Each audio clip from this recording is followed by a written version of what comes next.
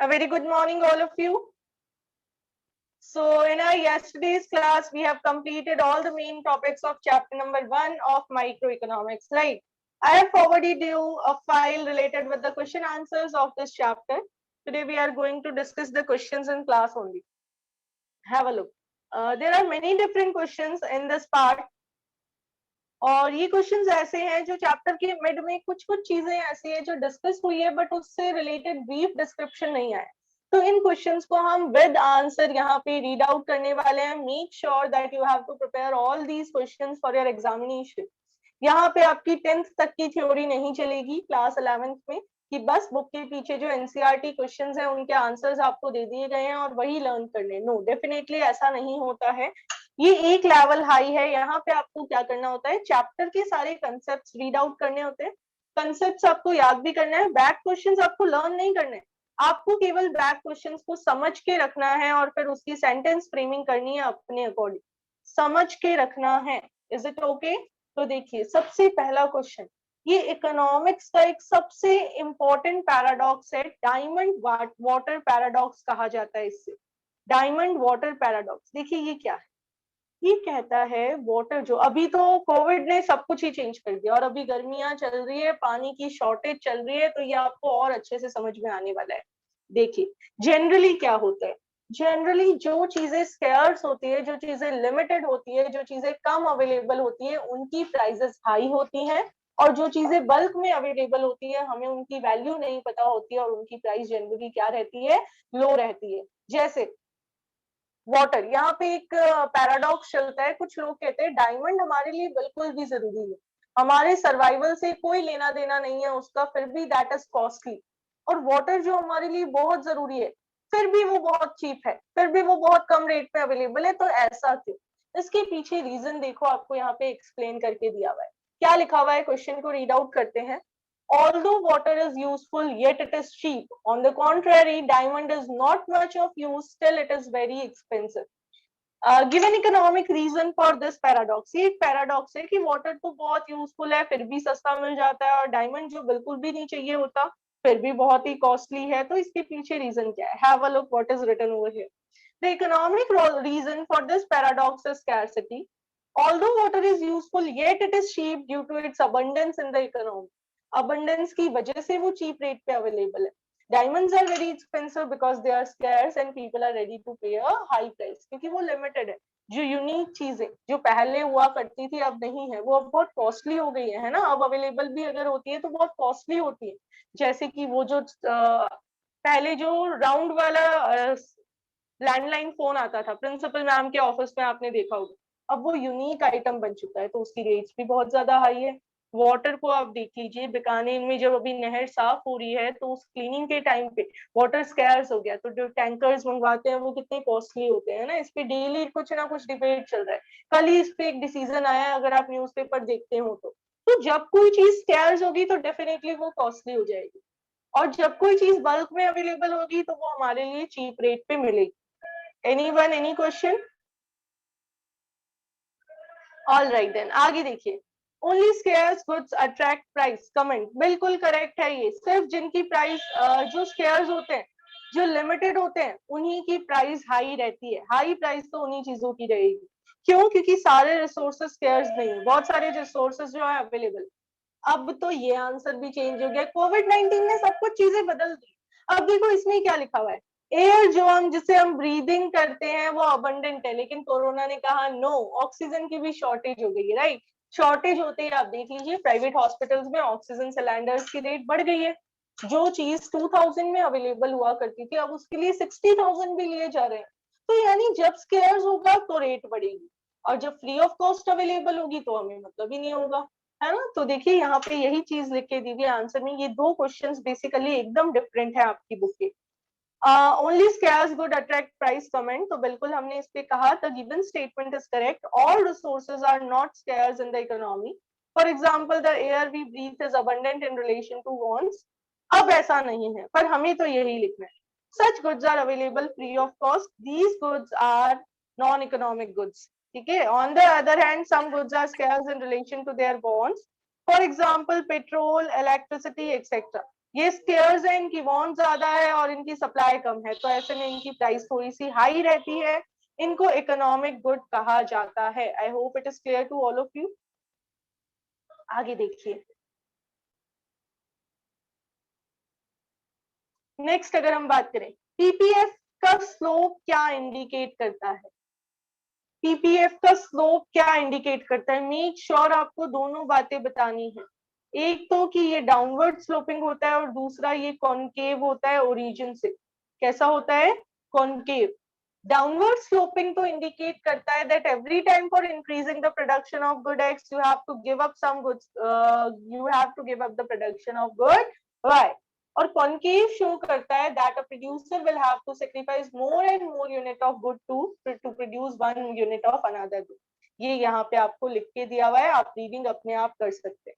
Next देखिए, scarcity and choice go together. बिल्कुल, scarcity और चॉइस साथ साथ चलती है। अगर चीजें स्कैर्स नहीं होती तो हमें चूज नहीं करना पड़ता। अगर हमारे पास बहुत सारा टाइम अवेलेबल होता तो हमें सोचना नहीं पड़ता कि कब पढ़ाई करें और कब क्या करें। लेकिन क्योंकि टाइम लिमिटेड है, 24 आवर्स, सुबह होती है और पता ही नहीं चलता रात हो जाती है। जो एक्चुअली बिजी रहते हैं और जो फ्री रहते हैं उनका दिन ही नहीं निकलता, उनको पता चलता है एक एक घंटा कैसे बीतता है, राइट। तो जब टाइम स्केयर्स है तो हमें चूज करना पड़ेगा हम अपने टाइम को कहाँ इन्वेस्ट करें। और अगर ये स्केयर्स नहीं होता तो हमें ऐसी कोई भी प्रॉब्लम नहीं आती। तो इसको आंसर के फॉर्म में लिखा हुआ है। लैंग्वेज आप बुक की पढ़िए, बहुत अच्छे से एक्सप्लेन्ड है। बुक में जितने भी हॉट्स दिए हुए हैं वो सारे बहुत अच्छे से समझाए हुए हैं, तो आपको इसको अच्छे से पढ़ना है। चलिए फिफ्थ क्वेश्चन, कल हमने डिस्कस कर लिया था इसको। An economy always produces on but not inside PPF, defend और रिफ्यूज। स्टार बना लीजिए, जब भी सब्जेक्टिव पेपर होगा मैं ये क्वेश्चन दूंगी। मैंने आपको लीक कर दिया एक क्वेश्चन, पहले से ही बता दिया। जब भी सब्जेक्टिव पेपर होगा और चैप्टर 1 अगर आ रहा होगा तो ये क्वेश्चन तो डेफिनेटली आएगा कि क्या एक इकोनॉमी हमेशा पीपीएफ पे ही रहती है, पीपीएफ के अंदर आती ही नहीं है। डिफेंड या रिफ्यूट करना है। आई होप सबको पता है, डिफेंड यानी हम स्टेटमेंट का फेवर दे रहे हैं और रिफ्यूट यानी हम उसके अगेंस्ट में हैं, राइट। तो देखिए, इस स्टेटमेंट को तो हमें रिफ्यूट ही करना पड़ेगा क्योंकि हमेशा हमारे 100 आउट ऑफ 100 नहीं आते। पीपीएफ तो केवल हमारी कैपेसिटी को शो कर रहा है, बता रहा है कि हमारी कैपेसिटी कितनी है। इस पे रहना तभी पॉसिबल है जब हम अपने रिसोर्सेस को 100% यूटिलाइज करें। रियलिटी में ऐसा नहीं होता। रियलिटी में अगर अनएम्प्लॉयमेंट है या रिसोर्सेस का प्रॉपर यूज नहीं हुआ तो हम पीपीएफ के अंदर रहेंगे। किसी को यहाँ तक कंफ्यूजन है तो बताइए। अब कुछ 2-3 बच्चे जिन्होंने क्लास को लेट ज्वाइन किया है, बेटा एक तो क्लास में टाइम पे जुड़ा करें। दूसरी बात, मैंने फर्स्ट और सेकंड क्वेश्चन जो करवाया है वो काफी इंपॉर्टेंट है, उसको जरूर दोबारा पढ़ के देख लेना। फर्स्ट और सेकंड क्वेश्चन दोनों डिफरेंट है, इनको पढ़ के जरूर देख लेना। नहीं समझ में आए तो मुझसे पूछ लेना बाद में, ठीक है। चलिए आगे बढ़ते हैं। फिफ्थ तक सबको सारे क्वेश्चन समझ में आ गए? नेक्स्ट, अच्छा ये क्वेश्चन आंसर्स नोटबुक में नहीं करने, इनमें से कुछ कुछ क्वेश्चंस आपको कॉपी में करने होंगे, बाकी नोट्स बनाए हैं आपने वो नोट्स ही रखने हैं। ये तो आपको बुक से पढ़ने हैं क्योंकि जब बुक में ही दिया हुआ है तो हम उसको दोबारा रिपीट क्यों करें, हमें उसको सिर्फ लर्निंग करनी है बुक से। नेक्स्ट देखिए, ये काफी इंपॉर्टेंट, मैंने कहा था ना पीपीसी से रिलेटेड केसेस आते हैं, तो ये देखिए केसेस। केस नंबर 1 आ गया है आपके सामने, बहुत ही मजेदार question. A lot of people died and many factories were destroyed in a earthquake. How will it affect the PPF of the economy? आप बताइए, बहुत सारे लोग मर गए और बहुत सारी फैक्ट्रीज डिस्ट्रॉय हो गई अर्थक्वेक की वजह से। पीपीएफ पे क्या इफेक्ट पड़ेगा? क्या लोगों का मरना और फैक्ट्रीज का बंद होना ये शो करता है कि हमारे रिसोर्सेस कम हो गए? रिसोर्स कम होते हैं तो क्या हमें पता है कि पीपीएफ पीछे की तरफ चला जाता है? तो ये देखिए आपका 3 मार्क क्वेश्चन है, आंसर थोड़ा सा बड़ा लिखना है, हमें डायग्राम भी बनाना है, ठीक है। क्या इफेक्ट होगा आपको बताना है। ये इनिशियल पीपीएफ था इस तरीके से। अब लोगों का मरना और फैक्ट्रीज का डिस्ट्रक्ट होना बताता है कि रिसोर्सेस कम हो गए। रिसोर्स कम हो गए तो हमारा पीपीएफ अंदर की तरफ शिफ्ट हो जाएगा। आपको डायग्राम भी यूज करना है। Is it okay to everyone? कोई भी कंफ्यूजन आए आप इमीडिएटली हैंड रेस कर लीजिएगा, ठीक है। ये नहीं सोचना कि टॉपिक चल रहा है, आप इमीडिएटली हैंड रेस कर लेना। I will be clearing out your doubts. अच्छा ये भी बहुत इंपॉर्टेंट है, स्टार बना लो। Massive unemployment will shift the PPF to the left. आपको क्या लगता है, अनएम्प्लॉयमेंट हो गया तो पीपीएफ लेफ्ट में चला जाएगा क्या, आप बताइए। चलिए डिफेंड और रिफ्यूट करना है, anyone? Yes, Karan will tell us. वैसे तो आंसर विजिबल हो गया होगा बट आप समझाइए इसको। हाँ जी करण। मैम मैं स्टेटमेंट को डिफेंड करता हूँ मैम, बिकॉज अनएम्प्लॉयमेंट पीपीएफ में असर नहीं डालेगा, क्योंकि मैम पहले से जो लोग काम कर रहे हैं कॉम्बिनेशन उतने ही रहेंगे मैम उस चीज के अंदर। बिल्कुल अनएम्प्लॉयमेंट कोई रिफ्यूट फर्क करना नहीं है। पड़ेगा। हाँ रिफ्यूट करना है, रिफ्यूट, रिफ्यूट यानी अगेंस्ट है, डिफेंड यानी फेवर में है, रिफ्यूट यानी अगेंस्ट है, ठीक है। चलिए देखिए, अगर मैं कहूं कि आपके पास इतनी बुक्स थी कि आप 100 आउट ऑफ 100 ला सकते थे, लेकिन कुछ बुक्स अनटच्ड रह गई, पापा ने आपको सब कुछ दिला दिया था, सैंपल पेपर की बुक और सब कुछ दिला दिया, लेकिन 4 बुक्स ऐसी थी जो अनटच्ड रह गई, आपने उनको ओपन करके देखा ही नहीं, तो क्या ये शो करता है कि आपकी कैपेसिटी कम हुई है? नो, आपने यूज नहीं किया है, आपका पॉइंट कहीं अंदर रहेगा, आपने अपनी कैपेसिटी को प्रॉपर यूटिलाइज नहीं किया है। बुक्स तो अभी भी आपके पास है ना, तो अनएम्प्लॉयमेंट शो करता है कि कैपेसिटी तो उतनी की उतनी है, पर हमने अपनी कैपेसिटी को अंडर यूटिलाइज किया है, और जब भी हम अंडर यूटिलाइजेशन करते हैं तो हमारा पॉइंट रहता है इनसाइड द पीपीएफ।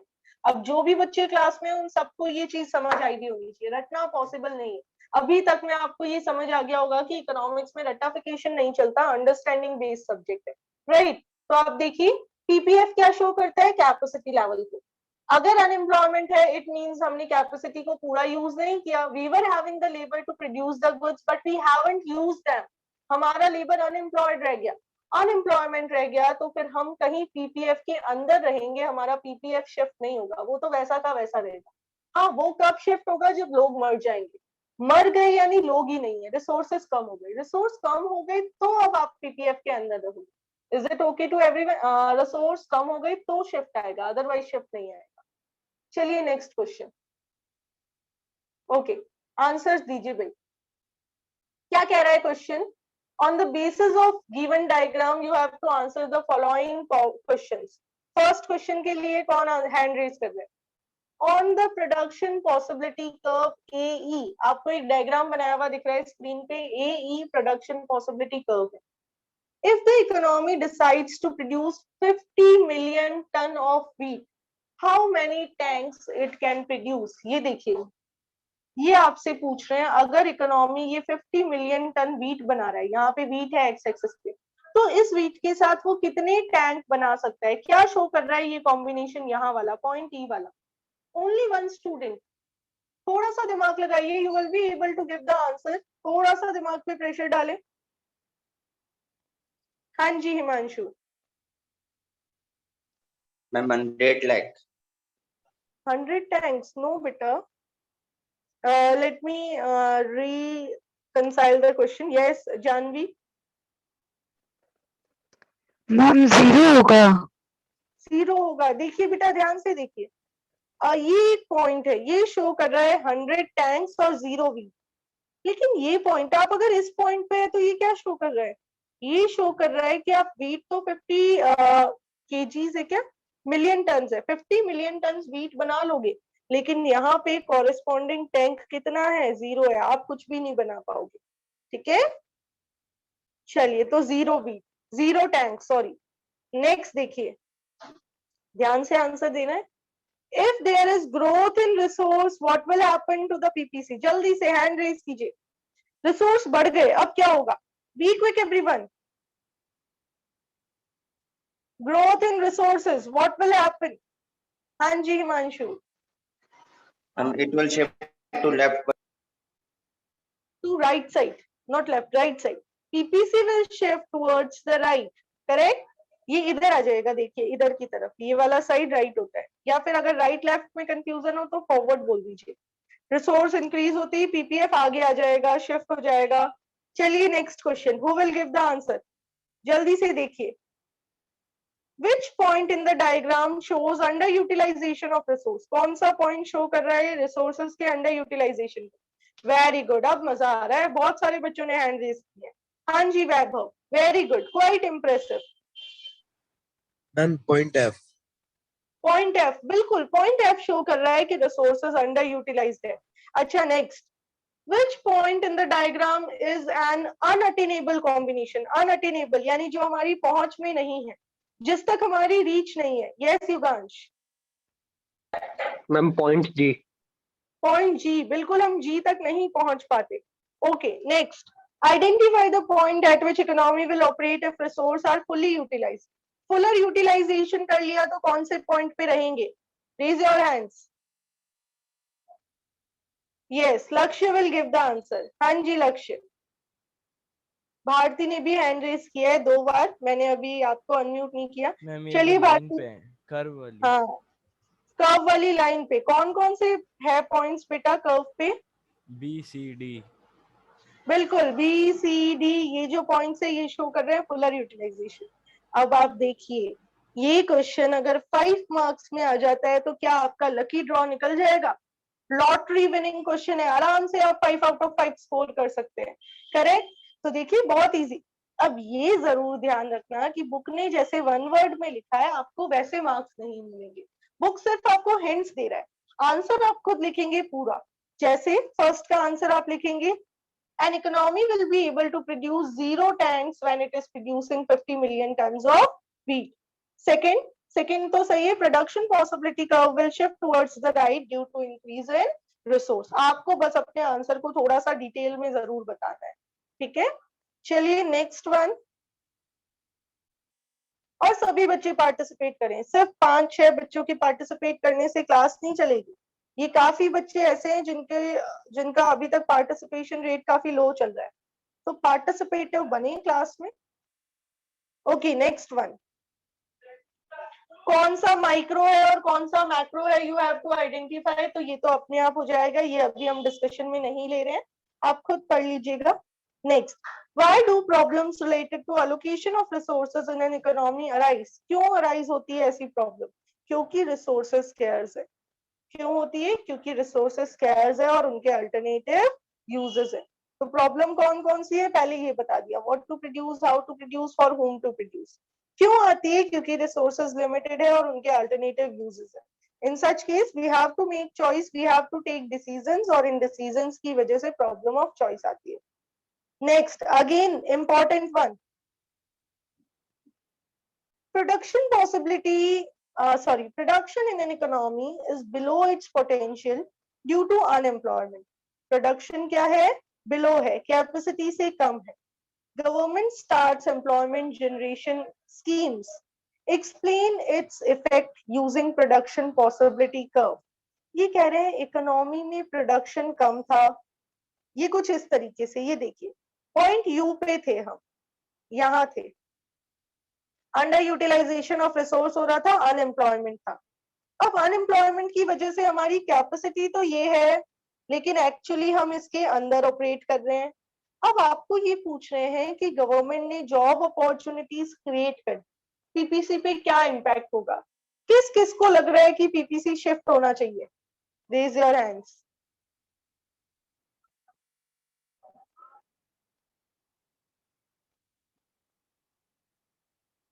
बस इन्हीं को लग रहा है, और किन किन को लग रहा है कि ये पॉइंट आगे की तरफ मूव होना चाहिए? अनएम्प्लॉयमेंट था, रिसोर्सेज अंडर यूटिलाइज थे, तो रिसोर्स को थोड़ा यूज करने की कोशिश कर दी। वेरी गुड, बाकियों को कुछ भी नहीं लग रहा है ना? तो देखें, आपको एक एग्जांपल देती हूँ। आपके पास 10 बुक्स है, आपकी कैपेसिटी है कि आप 10 बुक्स रीड करो। अगर 10 बुक्स रीड करते तो आप यहाँ होते।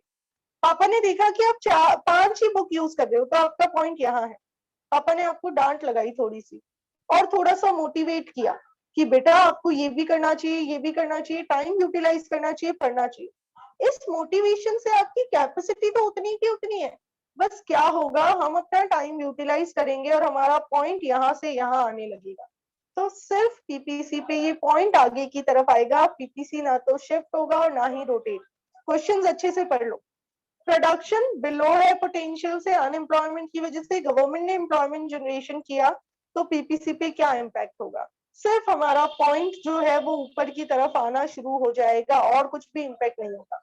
इसके और वाला क्वेश्चन भी रीड कर लो। As a result of various programs started by the government, more employment opportunities have been created. What will be its impact on PPC? More employment opportunities create हो रही है, यानी रिसोर्स तो उतने के उतने हैं, उन रिसोर्सेज का प्रॉपर यूटिलाइजेशन हो रहा है। प्रॉपर यूटिलाइजेशन की वजह से हमारा जो पॉइंट अंदर था वो पॉइंट ऊपर उठना शुरू हो जाएगा। That's it. अब किसी को डाउट हो तो हैंड रेज रखें, बाकी बच्चे लोअर डाउन कर सकते हैं हैंड्स।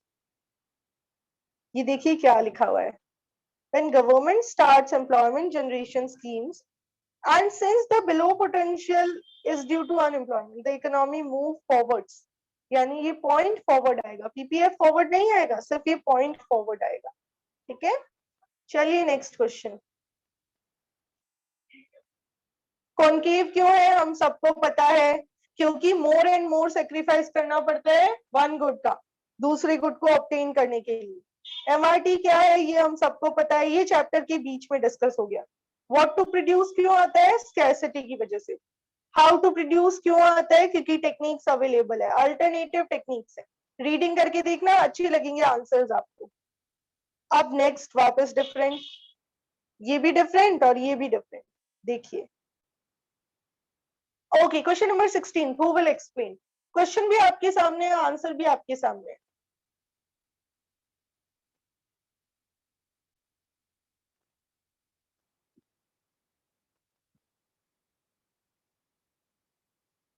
क्वेश्चन आपके सामने और आंसर भी आपके सामने। Raise your hands for the answer.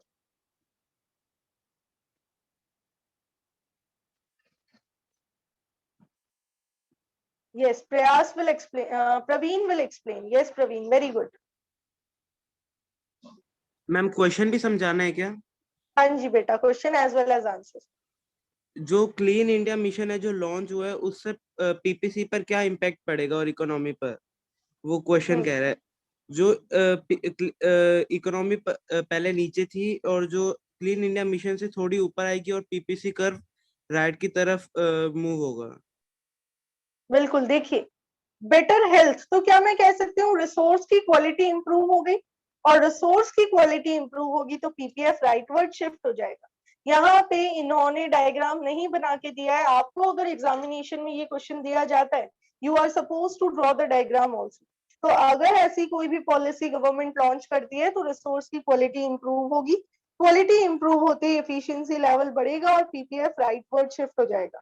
Next, what will be the likely what will likely be the impact of large scale outflow of foreign capital of production possibility curve of economy and why। हमारी country से capital बाहर चली गई है, foreign capital चली गई, resource कम हो गया। आउटफ्लो यानी हम किसी दूसरी कंट्री में पैसा भेज रहे हैं, हमारी कंट्री से कम हुआ है, तो अगर आउटफ्लो हो गया तो प्रोडक्शन कम हो जाएगा, हमारे रिसोर्स कम हो जाएंगे, रिसोर्स कम हो जाएंगे तो पीपीएफ पीछे की तरफ शिफ्ट हो जाएगा। यहाँ डाउनवर्ड लिखा हुआ है, आप लेफ्टवर्ड लिख सकते हैं, और डायग्राम भी बनाना है। कैसा डायग्राम बनेगा, ऐसा, ये यहाँ था, रिसोर्स कम हो गए तो ये पीछे की तरफ शिफ्ट हो जाएगा। आपको आंसर में डायग्राम बनाना कंपल्सरी है। नेक्स्ट देखिए, what is likely to be the impact of Make in India appeal to foreign investors by Prime Minister of India। Make in India appeal कर रहे हैं हम क्या कह रहे हैं, दूसरों को हम मोटिवेट कर रहे हैं कि इंडिया में आके प्रोडक्शन करो, अगर आप इंडिया में प्रोडक्शन करोगे तो आपको बेनिफिट्स दिए जाएंगे। आप सोचिए इससे क्या होगा, बाहर वाले इंडिया में अपनी फैक्ट्रीज सेटअप करेंगे, बाहर वाले इंडिया में अपने प्लांट्स लगाएंगे, तो पैसा आएगा, पैसा आया यानी रिसोर्सेज आए, और रिसोर्सेज आए तो हमारी प्रोडक्शन कैपेसिटी इंक्रीज हो गई। जैसे ही इंक्रीज हो गई हमारा पीपीएफ राइटवर्ड शिफ्ट हो जाएगा। तो देखिए यहाँ पे क्या लिख रहे हैं, increase in resources thus raising the production potential of country, PPF upward यानी राइटवर्ड शिफ्ट होगा।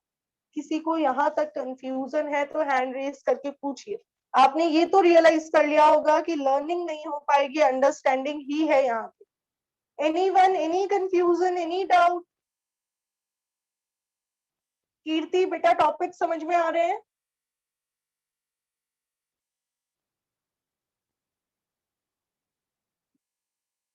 कीर्ति,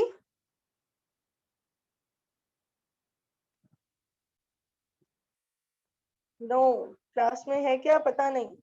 वरुण बजाज, सारे क्वेश्चन समझ में आ गए बेटा? Yes ma'am. Okay, show me a thumbs up, जिसको यहाँ तक समझ में आ गया जल्दी से थम्स अप दिखाएं।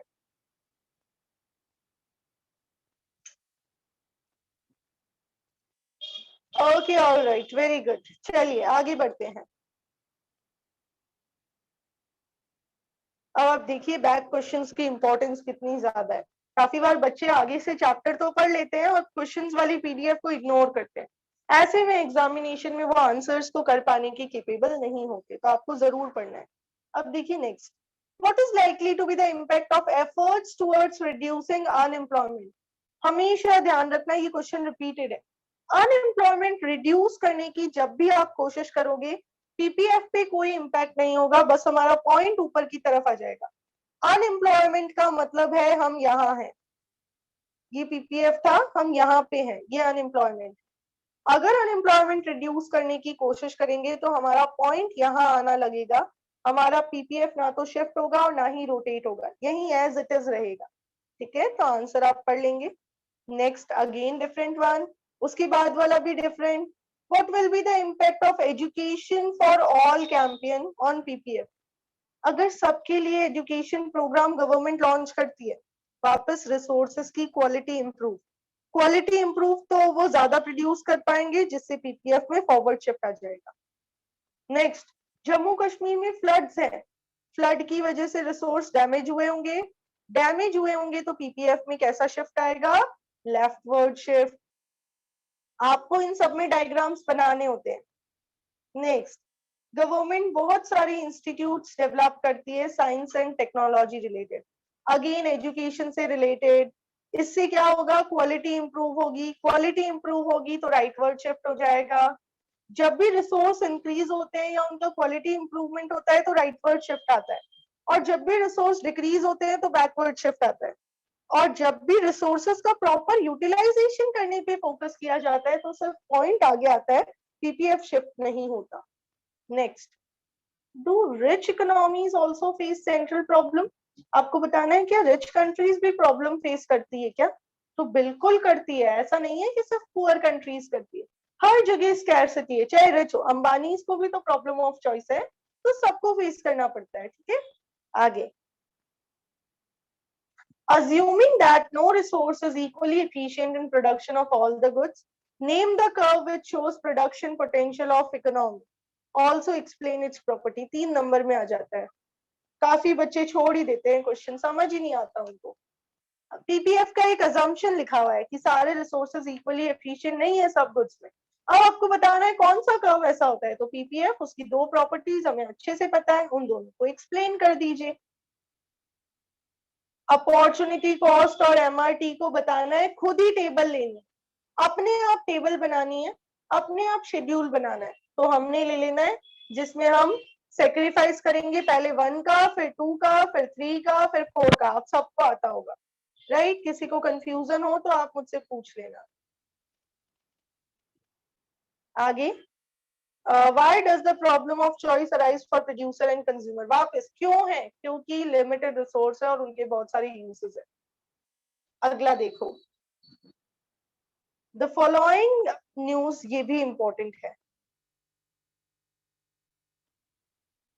पढ़िए क्वेश्चन को और हैंड्स रेज कीजिए आंसर के लिए, जल्दी से रीड कीजिए।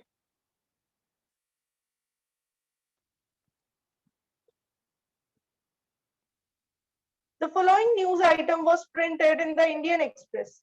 Center increases number of work days under MGNREGA.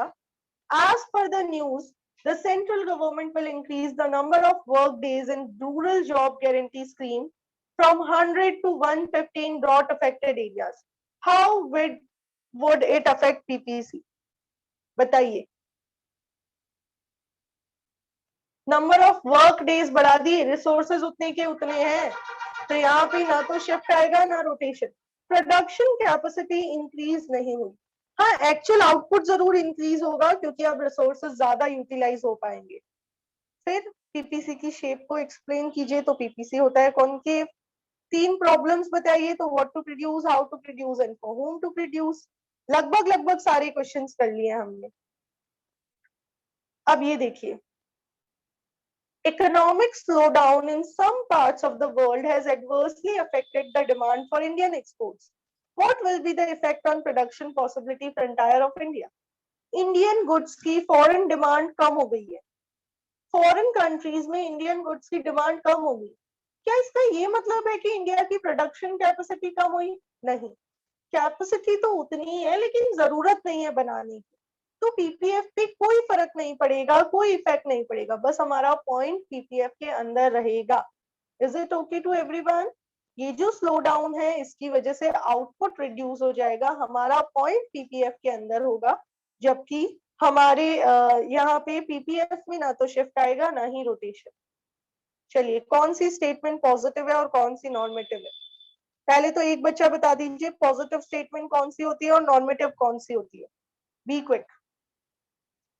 किस स्टेटमेंट को आप पॉजिटिव कहेंगे और किसको नॉर्मेटिव कहेंगे? Who will tell me?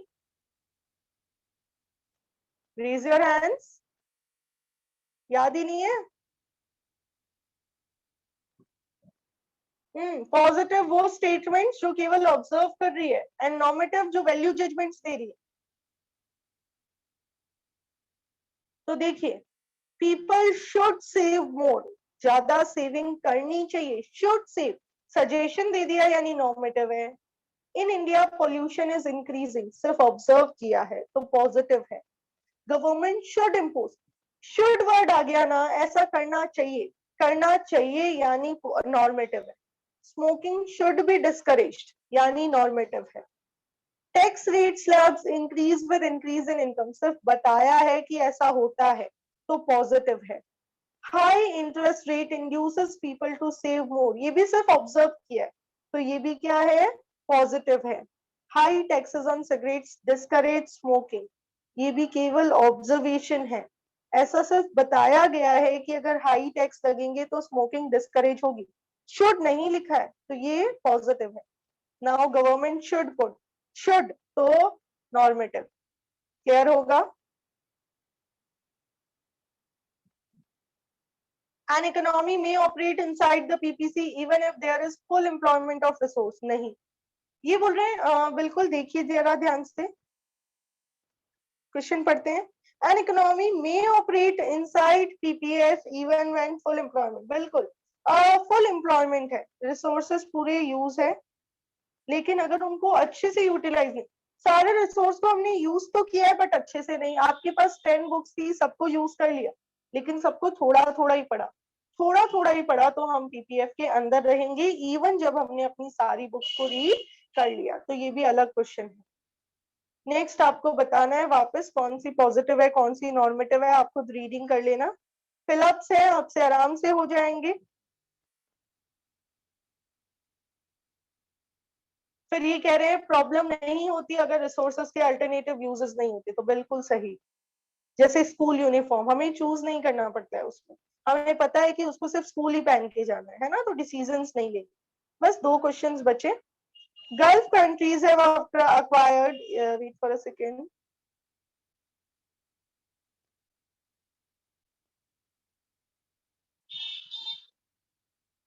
Gulf countries have acquired more capital goods by selling oil to various countries. What would be its impact on PPF? Capacity बढ़ गई ना, ज्यादा रिसोर्सेज आ गए तो पीपीएफ राइटवर्ड शिफ्ट हो जाएगा. Next, after completing BBA Kanishk want to do a job while his parents want him to pursue higher studies. What will be the opportunity cost of operating for higher studies instead of doing job? अगर वो job नहीं करता है और higher study करता है तो उसने सेक्रीफाइस क्या किया? जॉब से मिलने वाली सैलरी, तो वो salary will be the opportunity cost. अब मैंने आपको सारे high order thinking questions explain कर दिए. इसके बाद भी आपके लिए बहुत सारे क्वेश्चंस हैं. आप देखिए इतने सारे ऑब्जेक्टिव क्वेश्चंस जिसमें फिलअप्स हैं, ट्रू फॉल्स है, बहुत सारे मैचअप्स हैं, बहुत सारे एमसीक्यूज हैं.